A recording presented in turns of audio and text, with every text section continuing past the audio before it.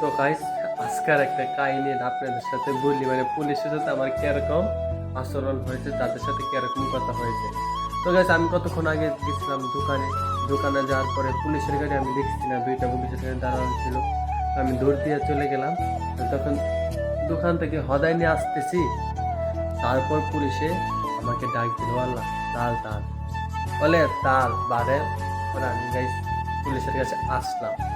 আসার পরে guys, আমি কিন্তু আজ 10 মাস ধরে থাকতেছি, ঠিক আছে? 10 মাসে কিন্তু সব আরবি পারে।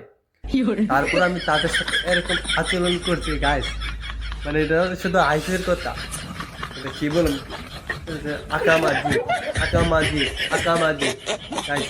আমি কেন কথা কই না, ঠিক আছে? হ্যাঁ No, no, হ্যাঁ no, no. হ্যাঁ চিন্তা করতেছি, ঠিক আছে? তো মানে আমি যেমন আরবি পারি না, একদম নতুন এরকম অভিনয় করতেছি তাদের সাথে, বুঝছেন? কোথায় ফাস্টফুড ফাস্টফুড ফাস্টফুড আমি হ্যাঁ এস এস এস এস।